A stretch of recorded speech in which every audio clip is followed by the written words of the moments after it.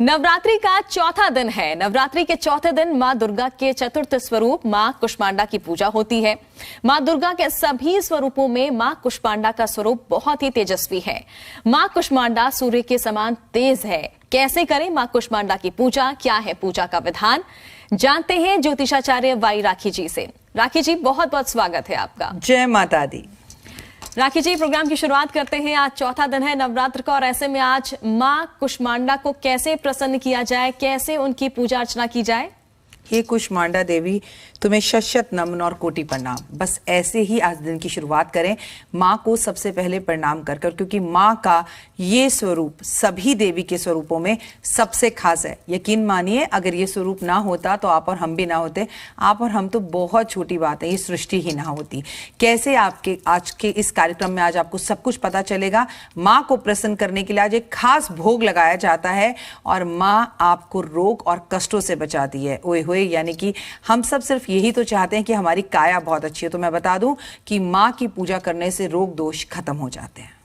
बिल्कुल। और किस तरह से पूरे विधि विधान से अगर माँ की पूजा अर्चना करना चाहें, क्योंकि देखिए माना भी जाता है कि माँ की पूजा अर्चना करने से सारे रोग और सारे दोष चले जाते हैं। देखिए, माँ के किस तरह से पूजा करें उससे पहले हम जो है माँ का रूप समझना होगा। माँ की 8 भुजाएं हैं। माँ घोड़े, माँ जो है क्षमा चाहूंगी, शेर पर सवार है और माँ का शेर बहुत खूबसूरत और शक्ति से भरपूर है। माँ के हाथ में जप माला है और वो भी रुद्राक्ष माला है। तो आज माँ को रुद्राक्ष की माला अर्पण करना बहुत अच्छा होता है। माँ के कमल का फूल माँ के हाथ में है, कलश माँ के हाथ में है और धनुष माँ के हाथ में है। तो कहा जाता है कि आज के दिन अगर आपको शक्ति चाहिए तो माँ की पूजा आराधना अर्चना जरूर करनी चाहिए। इससे आपको काफी लाभ होता है और माँ के इस रूप से ये पता लगता है कि माँ आपको शक्ति देती है, सेहत देती है, स्वास्थ्य देती है, रोगों को खत्म करती है। और माँ की पूजा करने के लिए आज आपको माँ को विशेष चीजें भोग लगानी चाहिए। साथ साथ आज आपको धरती की पूजा जरूर करनी चाहिए। और जिस तरह से माँ के अगर श्रृंगार की बात करें, किस तरह से माँ का श्रृंगार किया जाए, क्योंकि हर दिन हम देखते हैं कि अलग अलग रंग होता है माँ के अलग अलग स्वरूप का। आज का कौन सा रंग है? गेंदे के फूल पीले रंग के भी आते हैं और कुछ ऑरेंज कलर के भी आते हैं। तो माँ का जो आज रंग है ना, वो माँ के 2 रंग हैं। एक तो संतरी रंग, जैसा कि मैंने आपने पहना हुआ है, लेकिन दूसरा माँ का जो रंग है मिट मैला, मतलब जो धरती का रंग होता है ना, ब्राउन कलर सा, हल्का सा ब्राउन, वैसा। तो आप ऑरेंज कलर में काफी अच्छे लगेंगे, तो ऑरेंज कलर जरूर पहने। एक शक्ति आपको महसूस होगी। गलती से भी शनिवार का दिन है ये सोच के काले नीले कपड़े ना पहने। माँ को ऑरेंज फूल आज अर्पण जरूर करें। माँ को ऑरेंज सिंदूर अर्पण जरूर करें।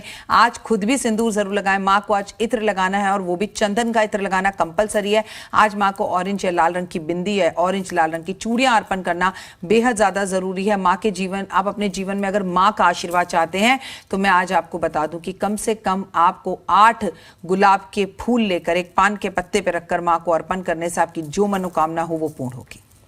और राखी जी, कुछ मंत्रों का अगर जाप करना है किसी को तो कौन कौन से वो मंत्र हो सकते हैं? देखिए, सबसे पहले तो मैं आपको बता दूं, माँ का मंत्र एक ओम ह्रीं क्लीं चामुंडा विच्चा जय माता दी। और आपको माँ ओम कुष्मांडाय नमः का जाप जरूर करना चाहिए। आपको श्री राम नाम का जाप जरूर करना चाहिए। दुर्गा सप्तशती का पाठ जरूर करना चाहिए। दुर्गा सप्तशती के अंदर बहुत से मंत्र माँ के हैं, वो पढ़ने चाहिए। आज आपको अपनी सेहत को अच्छा और सेहतमंद रखने के लिए दुर्गा कवच जरूर पढ़ना चाहिए। अगर आप गर्भवती हैं तो खासकर मैं आपको बता दूं, आप अक्सर ये बात पूछते हैं सब लोग कि संतान की प्राप्ति नहीं हो रही। 10 साल, 15 साल, 20 साल भी अगर आपकी शादी को हो गए हैं तो आज की माँ यानी कुष्मांडा माँ और कल का जो नवरात्र है माँ, दोनों ही माताएं संतान प्राप्ति में सबसे खास भूमिका निभाती हैं। तो अगर संतान की इच्छा आपके मन में है तो 108 बार आज माँ का मंत्र जाप ओम कुष्मांडाय नमः का जाप जरूर करें आप। बिल्कुल। राखी जी, और अगर आज के शुभ मुहूर्त की बात करें तो कब, किस तरह से, आपने बताया कि कैसे माँ की पूजा अर्चना करना है, लेकिन शुभ मुहूर्त आज का क्या होगा? देखिए, सुबह 4 बजे से शुभ मुहूर्त शुरू हो चुका है और मैं आपको अपने हर कार्यक्रम के अंदर रोज हम ये बता रहे हैं कि माँ की पूजा नवरात्रों में दिन में भी होती है, रात में भी होती है और कल सुबह 4 बजे तक सारे मुहूर्त शुभ ही हैं। और सबसे अच्छा शुभ मुहूर्त होता है आज के दिन, जो कुष्मांडा की बात की जाए, जब सूर्य उदय होता है। तो सूर्य उदय होने पर माँ की पूजा करनी चाहिए। क्यों? क्योंकि माँ का जो स्थान है सौर्य मंडल के अंदर है और माँ के सिवा सौर्य मंडल के अंदर किसी और देवी देवता का स्थान ही नहीं है, केवल माँ ही वहां रहती है। है, तो सूर्य की पूजा और सूर्य को अर्घ देना, तांबे के लोटे में गुलाब के फूल और गुड़ डालकर अर्पण करने से आपको विशेष लाभ होगा। तो मतलब इस वक्त सूर्य उदय हो रखा है, तो भाग कर जाइए और सूरज को जल दीजिए। और साथ ही आज की अगर कहानी की अगर बात करें तो आज की कहानी क्या है? कहानी को आगे बढ़ाते हैं मेरा बच्चा। और कहाँ हम पहुंचे थे कि शिव और पार्वती की शादी हो गई। अब पार्वती माँ हिमालय पहुंच गई हैं, शिव के साथ अपनी जिंदगी को बहुत अच्छे से बिता रही हैं। आगे की कहानी आपको इसमें एक लेयर में आके पता चलेगी, लेकिन कुष्मांडा माँ की कहानी बहुत खास है, वो समझना होगा। कहते हैं कुष्मांडा का मतलब है एक पवित्र आग का गोला, इसे ऊर्जा का गोला भी बोला जाता है। कहते हैं कि एक बार आकाश में बिजली कड़की, ये समझना होगा हमें कि हमारी उत्पत्ति कहां से हुई। उस आकाश में जब दो बिजलियां आपस में कड़की तो उसे गोला ऊर्जा का पैदा हुआ। उस गोला के ऊर्जा ने जो है एक महिला का रूप ले लिया, एक देवी का रूप ले लिया, जो माता कुष्मांडा है। कुष्मांडा के 3 नेत्र थे। माँ के एक नेत्र से तो माँ कालिका ने जन्म लिया, दूसरे नेत्र से माँ लक्ष्मी ने जन्म लिया और तीसरे नेत्र से बड़े सौम्य रूप माँ सरस्वती ने जन्म लिया। अब हमें शक्ति की भी जरूरत है, हमें धन की भी जरूरत है, हमें विद्या की भी जरूरत है। तो इन तीनों देवियों का जन्म हुआ। इन तीनों देवियों ने 3 पुरुषों को अलग अलग तरीके से जन्म दिया और इन तीनों में ब्रह्मा विष्णु महेश का जन्म हुआ। कहते हैं सृष्टि का पालन करता है माँ, सृष्टि को पालने वाली है माँ, सृष्टि की उत्पत्ति करने वाली है माँ। और ये 3 देवियां, मतलब संसार में सबसे पहले किसी ने अगर जन्म लिया तो वो एक देवी ने, यानी कि माँ ने, कुष्मांडा ने लिया था। अब माँ कुष्मांडा होती ही नहीं तो पार्वती जी कहाँ से होती? ये सारे के सारे रूप जो है ना वो पार्वती माँ के ही हैं। पार्वती माँ के ही अलग अलग रूपों की हम पूजा करते हैं, लेकिन इसमें सबसे पहले सृष्टि की रचना करता जो है वो माँ कुष्मांडा है। और इस तरह से हमारी सृष्टि चलनी शुरू हुई, आगे बढ़ी। चलिए, और आज राखी जी, आज शनिदेव का भी दिन है और शनिदेव को अगर प्रसन्न करना है तो क्या किया जाए? देखिए, अगर शनिदेव की बात की जाए तो कर्मों के देवता हैं। अगर हम बात करें मकर राशि की, अगर हम बात करें कुंभ राशि की, अगर हम बात करें मीन राशि की, शनि की सारथी आप पर चल रही है और आपके जीवन में बड़ी उथल पुथल है। हालांकि मीन राशि के जीवन में अभी इतनी उथल पुथल शुरू नहीं हुई क्योंकि पहला चरण है, लेकिन कुंभ राशि का दूसरा चरण और मकर राशि का तीसरा चरण है।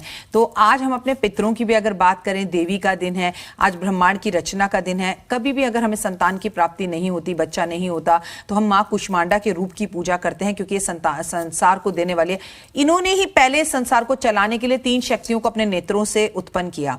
तो भाई सबसे पहले तो आज माँ को चांदी के नेत्र आप अर्पण करें जिन्हें संतान नहीं हो रही है। और पितरों के लिए, अगर आपके पितर भी आपसे खुश हो जाएं, देवी भी आपसे खुश हो जाए, तो आपके परिवार को आगे बढ़ने से कोई रोक ही नहीं सकता। पीपल के पेड़ लगाएं, क्योंकि मैंने आपसे कहा ना, माँ का काम है कुदरत से जुड़ना। ये कुदरत, ये ब्रह्मांड बनाने वाली देवी है। पीपल के पेड़ पर झाड़ू लगाएं, उसकी सफाई करें, पीपल के पेड़ की सेवा करें। आप पीपल के पेड़ पे मीठा जल अर्पण करें, दोनों हाथों से पीपल के पेड़ को ऐसे दबाएं जैसे पैर दबाते हैं। आपको बता दूं, पीपल के पेड़ को हम केवल शनिवार वाले दिन छू सकते हैं और इसमें हमारे पितरों का और लक्ष्मी और विष्णु का वास भी होता है। इसलिए आज 16 श्रृंगार का सामान ऐसी महिलाएं जिन्हें संतान की प्राप्ति नहीं हो रही, पीपल के पेड़ पे अर्पण करें तो जल्द वो माँ बन पाएंगी। और राखी जी, कई बार ये सवाल लोगों के मन में आता है कि अगर उन्हें घर में माता की मूर्ति रखनी है तो वो किस तरह की होनी चाहिए? देखिए, पहले तो माँ कभी भी खड़ी हुई नहीं होनी चाहिए, वो चाहे लक्ष्मी माँ हो या दुर्गा माँ हो। खड़ी तो फिर वो युद्ध के लिए होती है ना। माँ आराम से बैठी हुई हो, चाहे तो आसन पर बैठी हुई हो, चाहे शेर पर बैठी हुई हो। और एक बात का और ध्यान रखिएगा, जब आप ऐसी मूर्ति अपने घर में रखते हैं तो शेर का मुंह खुला नहीं होना चाहिए। अगर अब आपके घर में है ही तो किसी तरह का वहम ना करें कि मेरा टीवी शो देखकर आप उसे घर से बाहर निकाल दें। जी नहीं, आप शेर के मुंह में कॉटन भर दीजिए या कोई अनाज भर दीजिए या उसे चुन्नी से ढक दीजिए, वो मुंह दिखाई ना दे, बस इतना कर लीजिए। लेकिन मूर्ति को बाहर निकालने की जरूरत नहीं है। माँ बैठी हुई हो, माँ की 8 भुजाएं जरूर हो, माँ के हाथ में कमल जरूर हो, माँ के हाथ में जो है एक अमृत कलश जो होता है वो धन से भरा हुआ होता है वो जरूर हो, चक्र जरूर हो, धनुष जरूर हो, माँ के हाथ में जप माला जरूर हो और माँ मंद मंद मुस्कुरा रही हो। लेकिन दुर्गा, अपने घर के अंदर कोई भी दुर्गा की ऐसी मूर्ति या तस्वीर नहीं होनी चाहिए जिस पर चुन्नी ना हो। माँ को चुन्नी बेहद प्रिय है। अगर आज आप माँ को ऑरेंज कलर की चुन्नी अर्पण करते हैं तो ओए होए, यकीन मानिए आपको ऑफिस में इंक्रीमेंट, प्रमोशन मिलेगा और आपका व्यवसाय एकदम तेजी से चलेगा। बस आज कुदरत की पूजा करने का दिन है, तो धरती माँ की भी पूजा करें और धरती पर भी एक लोटा जल चढ़ाकर माँ को प्रणाम कर वहां की गीली मिट्टी अपने माथे पर जरूर लगाएं। चलिए राखी जी, आपने ये तो बता दिया कि हमें क्या क्या करना चाहिए, लेकिन क्या नहीं करना चाहिए ये भी जरा बता दीजिए। देखिए, वैसे तो मैं जो बात बोल रही हूँ वो आपको कभी भी नहीं करनी चाहिए, लेकिन आज के दिन तो खासकर नहीं करिए। चलिए, कभी का तो छोड़िए, आज ही रूल फॉलो कर लीजिए। काले और नीले कपड़े ना पहने। आप देख रहे होंगे मैं रोज टीवी चैनल पे बाल खोलकर बैठती हूँ। आज मैंने भी बाल बांध रखे हैं, बाल बांध के रखें। बेहद ज्यादा जरूरी है, किसी महिला का अपमान ना करें। आज आप कोई पीपल का पेड़ ना कटवाएं, कटवाना कभी भी नहीं चाहिए, लेकिन शनिवार वाले दिन तो ये गलती बिल्कुल मत कर दीजिएगा आप। फर्दर फ्यूचर अगर आप अपना अच्छा चाहते हैं, आप इत्र लगाएं, खूबसूरत रहें, किसी का दिल ना दुखाएं, किसी छोटी बच्चे या किसी को आपके घर में है, जैसे पेरेंट्स आते हैं बताते हैं कि पापा को बहुत गुस्सा आता है, काम नहीं चल रहा, तो अपनी बेटियों को मारते हैं। तो भाई, आपका जीवन में फिर कोई भी अच्छा नहीं कर सकता। बात ये नहीं कि हमें बेटियों को नवरात्रे पे नहीं मारना, उल्टा हर पिता को उसकी बेटी चाहे 20 साल की क्यों ना हो गई हो, अपनी बेटी के पांव छूकर घर से बाहर निकलना चाहिए। ऐसा शख्स दिन दुगनी रात चौगनी तरक्की करता है। लेकिन जो शख्स अपनी बेटियों पर हाथ उठाते हैं, मारते हैं, उन्हें स्वयं ब्रह्मा भी नहीं बचा सकते। चलिए, और अक्सर राखी जी तमाम सवाल आते हैं दर्शकों के। एक कॉमन सवाल रहता है कि हमारे घर में नेगेटिविटी काफी ज्यादा होती है, वो नेगेटिविटी कैसे दूर की जाए? आज अपने घर में तुलसी के पौधे लाकर लगाएं। दिन है शनिवार का, आज आप अपने घर में शम्मी का पौधा जरूर लगाएं। बेहद ज्यादा जरूरी है। माँ को अच्छी अच्छी चीजें भोग लगाएं। नेगेटिविटी को दूर करने के लिए अपने घर में लोबान का धुआं दें। सबसे महत्वपूर्ण है कि तेज पत्ते को कपूर पर रखकर अगर पूरे घर में उसकी धुनी दी जाए तो बहुत लाभ होगा। और अपने घर में शंख बजाएं। जहां भी हो, सुबह शाम दुर्गा सप्तशती और कनक धारा स्रोत का पाठ आप ऊंची आवाज में अपने फोन पे या म्यूजिक सिस्टम पे जरूर लगाएं। चलिए, तो ये उपाय अगर करेंगे तो इसका फायदा जरूर मिलेगा। और राखी जी, कई बार ये देखा जाता है कुछ लोगों की पर्सनालिटी ही ऐसी होती है कि वो काफी डरते हैं, काफी कंफ्यूज वो रहते हैं, कोई डिसीजन नहीं ले पाते, हमेशा लोगों से एडवाइस लेते रहते हैं, डाउटफुल रहते हैं। तो ये डर भगाने के लिए क्या कोई उपाय हो सकता है? आत्मबल, आत्मविश्वास, और वो किससे बढ़ता है? पिता से, सूर्य से। अगर हम अपने पापा के साथ रात को 12 बजे भी सुनसान सड़क पर आ रहे हो तो हमारे मन में बड़ी चाह रहती है, पापा है ना, कुछ नहीं होगा, है ना। तो हमें अपने पिता का सानिध्य चाहिए होता है, ठीक है। अगर पत्नी की बात करें, वो अपने पति के साथ वापस आ रही हो तो उसे पति का सानिध्य चाहिए होता है, यानी पुरुष का सानिध्य। एक अंदर से एक सिक्योरिटी होती है कि नहीं, पापा है साथ में, हस्बैंड है साथ में, भाई है साथ में, सब ठीक होगा, ठीक है, एक अपनापन। और वैसे ही हमारे ग्रहों के अंदर जो पिता है वो सूर्य देवता है। मैं आपसे बार बार कह रही हूं, माता कुष्मांडा सूर्य मंडल के अंदर रहती है, वहां कोई और नहीं रह सकता, जल जाएगा, खत्म हो जाएगा, वहां तक पहुंच ही नहीं पाएगा।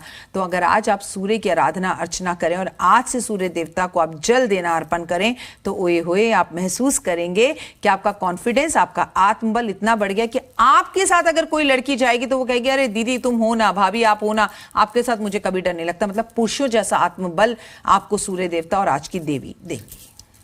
और राखी जी, हर कोई चाहता है सुखी जीवन जीना, और ऐसे में घर में उनके जीवन में सुख बना रहे, सुख को बढ़ाने के लिए इसके लिए क्या उपाय है?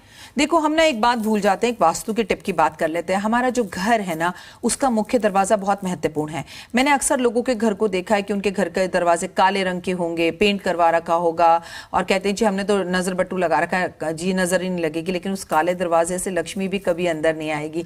तो कई लोग हरा रंग करवा लेते हैं। जी नहीं, ऐसा मत करें। घर के दरवाजे को कभी ठोकर ना मारें, घर के दरवाजे की चौखट पे कभी ना बैठें, घर के दरवाजे को खोलने और बंद करते वक्त आवाजें ना आए। घर के अंदर आप बरकत चाहते हैं, डर ना लगे, आप तरक्की चाहते हैं, घर के अंदर पॉजिटिविटी चाहते हैं, तो घर का दरवाजा देखते ही जो शख्स आपके घर के बाहर से निकल रहा हो ना, वो सिर्फ अपने मन में ये चाहे, मुझे एक बार ये घर अंदर से देखना है, जो घर बाहर से इतना सुंदर है वो अंदर से कैसे होगा। बस इसे घर कहते हैं। ये छोटी छोटी चीजें अगर आप सोचते हैं ना और करते हैं, आपके जीवन में सुख ही सुख बढ़ने शुरू हो जाएंगे। राखी जी, एक सवाल, एक काफी अनोखा सवाल है, और लोगों का ये मानना होता है, खासकर जो घर की गृहिणियां होती हैं, जो महिलाएं होती हैं, उनका ये कहना होता है कि हम घर में अच्छे से अच्छा पकवान बना ले, खाना बना ले, लेकिन घर के लोगों को खाना पसंद नहीं आता। इसके पीछे की क्या कोई ज्योतिषी वजह होती है? इसके पीछे पहले तो वास्तु होता है, शायद आपके किचन में अग्निकोण डिस्टर्ब है, और दूसरा इसके पीछे अन्नपूर्णा देवी की पूजा ना करना। हम माँ दुर्गा की पूजा शक्ति के लिए करते हैं, लक्ष्मी की पूजा पैसों के लिए करते हैं, सरस्वती जी की पूजा विद्या के लिए करते हैं। पता नहीं क्यों हम अन्नपूर्णा देवी की पूजा ही नहीं करते। अरे उनसे ही तो भोजन मिल रहा है। अपनी किचन को साफ सुथरा कर ऊंची किसी ईशान कोण में, जो किचन के अंदर ईशान कोण बन रहा है, वहां पे आपको अन्नपूर्णा देवी का एक चित्र लगाना चाहिए, एक मूर्ति रखनी चाहिए, उनके सामने कटोरा भर के चावल रखने चाहिए।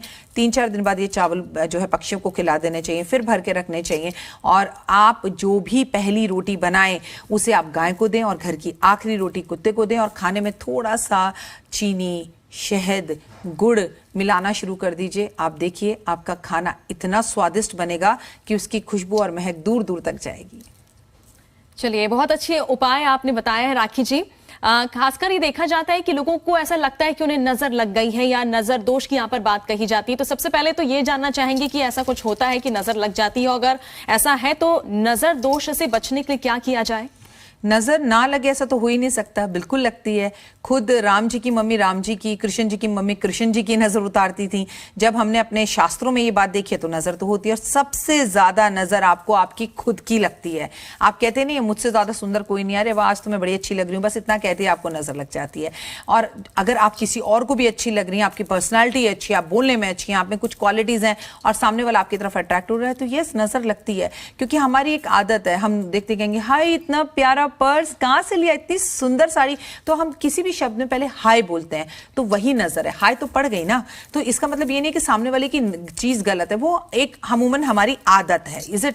तो आपको नजर उतारने के लिए एक नारियल पूरे नवरात्रों में हर रोज भी कर सकते हैं, अपने सर पे से एंटी क्लॉकवाइज घुमाकर, और इसे जल प्रवाह कर सकते हैं। आप इसे किसी पेड़ के नीचे रख सकते हैं, आप इसे तोड़कर पंछियों को खाने के लिए दे सकते हैं। अगली बात आपको बताऊंगी कि आपको जब भी नजर लगे तो उसके लिए आपको कॉम्प्लीमेंट्स देने हैं लोगों को। दिन में 3-4 लोगों को कॉम्प्लीमेंट दो, आप बहुत अच्छे लग रहे हो। आप जो दोगे, कलयुग है, वही रिटर्न में आपके पास वापस आएगा। और मैं आपको बार बार कह रही हूँ, माता कुष्मांडा आपको रोगों और दोषों से बचाती हैं। आज देवी के मंदिर जाना, देवी माँ को भोग लगाना, अच्छे और क्या चीज का भोग लगाना मैं आपको आगे बताती हूँ। और माँ को बलि दी जाती है, कुमड़े की बलि दी जाती है। कुमड़ा किसे कहते हैं? पेठे को, सफेद पेठा। एक तो हम जो है पीला पेठा खाते हैं, एक सफेद पेठा खाते हैं। तो आज कुमड़े की बलि देने का महत्व। बलि आप पुराने जमाने से समझ समझिएगा कि हम तलवार लेकर तोड़ रहे हैं, काट रहे हैं, जी नहीं। आप एक कुमड़ा लीजिए, उस पर अपने हाथ से स्वास्तिक बनाइए और माँ के मंदिर में जाकर कुमड़ा रखकर आइए, यानी पेठा रखकर आइए। जब अगर खाना भी अपने घर में बना रहे हैं तो आप पूरी बनाएं, पेठे की सब्जी बनाएं और उसे खाएं और कन्याओं में भी बांटें। चलिए राखी जी, चूंकि समय इतना ही था मेरे पास, और बहुत बहुत शुक्रिया आपका हमारे साथ जुड़ने के लिए और इतनी अच्छी खूबसूरत बातें हमारे साथ साझा करने के लिए। और इसी के साथ हमारी आज की खास पेशकश फिलहाल इतना ही।